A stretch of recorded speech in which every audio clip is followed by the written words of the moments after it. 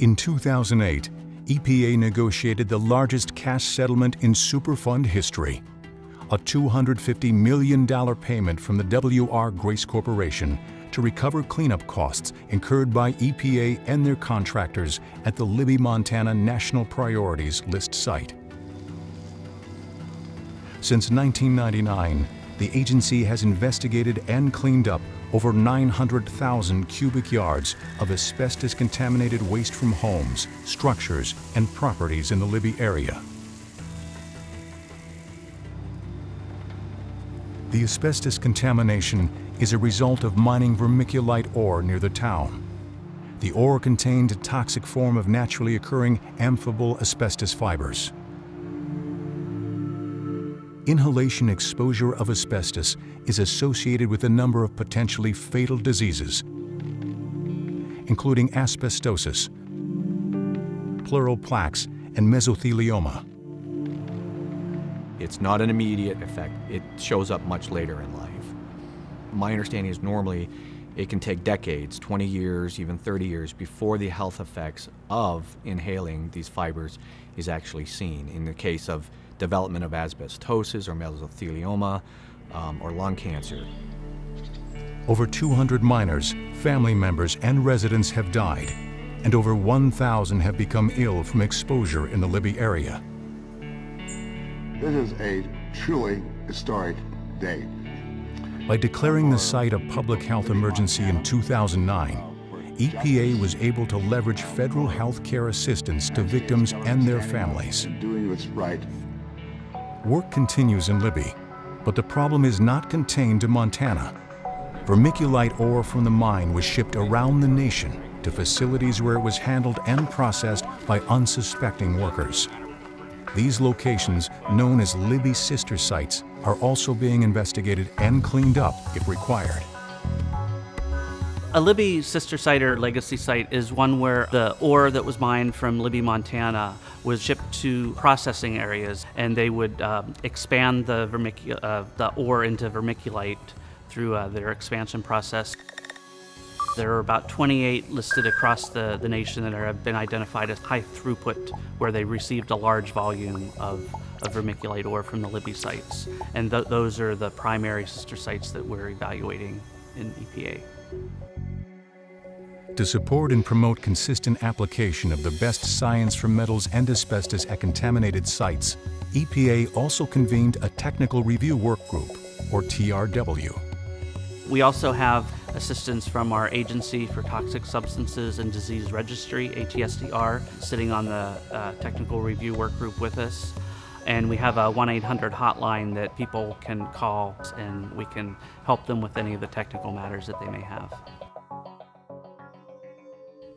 To better achieve consistency from site to site, the TRW developed a recommended framework for investigating asbestos-contaminated Superfund sites. We have a 6-step process that helps lay out things to look at when you have a site that has asbestos on it. And if you follow that framework, then it puts everyone onto the same level playing field and helps make the decisions to clean up and remediate these sites more consistent. During Step 1, historical and current data is reviewed. Investigators look at things like, does or did the site use asbestos or materials contaminated with asbestos? Do site buildings contain asbestos-containing material, or ACM, or asbestos? Does the asbestos contamination at the site fall outside the purview of other authorities? Is the site located within or near naturally occurring asbestos deposits? The vermiculite that comes down from Montana is easy to identify if you've been out to enough of these sites. So we look for that first, get some history on the property. We do title searches on the property. We know that the W.R. Grace Company has a lot of information about these properties. In fact, most of them have been identified based on invoices that W.R. Grace kept as to where they sent this material around the country. If any of the conditions in Step 1 are confirmed, investigators move on to Step 2, which looks at if there was or is a threat of a release to the environment due to airborne release of fibers or disposal of asbestos-containing solid wastes, and/or ACM building debris remaining on site, and/or disturbance of naturally occurring asbestos by human activities. If any of Step 2 criteria are met, investigators move on to Step 3, which considers the likelihood of human exposure under current or future site conditions. The current activities at the site are assessed along with reasonable future land use activities and PLM source sampling. During Step 4, the preliminary or screening level of environmental sampling takes place. Activity-based sampling, or ABS, is conducted at locations with high source concentrations and under conditions of high-end disturbance.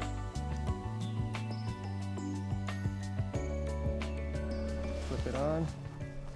And in this stage, we recommend that you do a generic activity-based sampling, which would be raking or something that is simple to do to get an idea of what the fiber release from the soil into the air would be.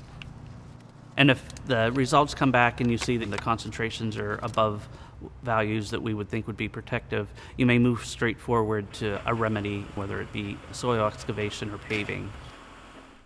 Also at this stage, you could collect some additional soil samples or indoor dust samples if the data you have previously is not robust.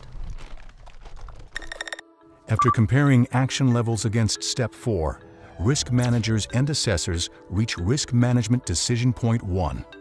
If asbestos is not detected, then no further action is necessary. If confidence in the activity-based sampling results from Step 4 is not high, then it may be appropriate to proceed to Step 5. If asbestos is detected in at least one or more samples at concentrations at or above the air action level, it may be appropriate to conduct a response action, which is Step 6. Step 5 involves site-specific activity-based environmental sampling. After a quality assurance project plan is developed, teams conduct site-specific activity-based sampling to determine air concentrations to support risk-based site evaluation.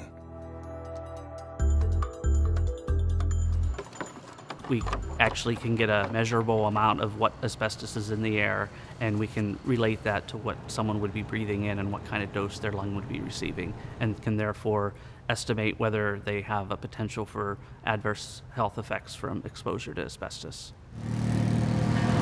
So there's really two things you're looking at during activity-based sampling. Is you've got the monitors on the workers who are right in the material, either driving, in this case, ATVs, or scenarios that are similar to what might be naturally going on here on a daily basis.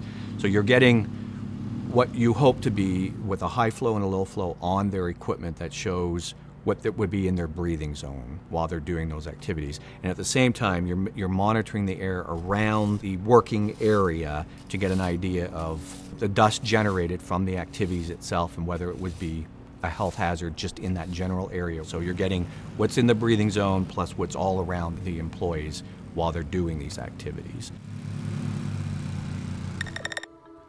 After completing Step 5, Risk Management Decision Point number 2 is reached. Results of the site-specific activity-based sampling may be used to make a decision on appropriate response actions at the site. Typically, 3 outcomes are possible. 1. If estimates of exposure and risk are below the site-specific risk management criteria and the level is acceptable, then no further action is necessary. 2. If estimates of exposure and risk are above the site-specific risk management criteria and the level of uncertainty in the exposure and risk estimates is acceptable to the risk manager, proceed to Step 6. 3. If estimates of exposure and risk have too much uncertainty, a response action which meets the criteria specified in the NCP may be required.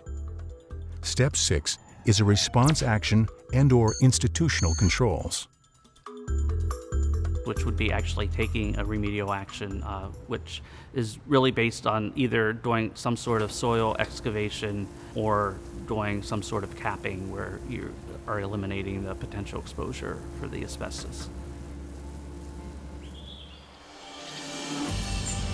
The nationwide legacy of vermiculite mining and asbestos from Libby, Montana is far-reaching. Removing the threat to public health and the environment, region by region, requires a meticulous process. But EPA, along with their state and federal partners, are determined to identify, remediate, and inform former workers and families of the potential dangers they unknowingly faced. As an on-scene coordinator, you deal with a lot of different kind of contaminants at a lot of different sites, and I've been with EPA for over 20 years, and this is a big concern. I mean, this stuff is, this asbestos material is quite lethal. I've seen what's happened to a lot of the folks living in Libby, Montana. When you develop mesothelioma or asbestosis, it is not a nice way to die. And so take it quite seriously as to what's going on at these different facilities in our region and in any region. And so this is worth it. We need to keep this going and find out where this material has landed and remove it just as quickly as we can.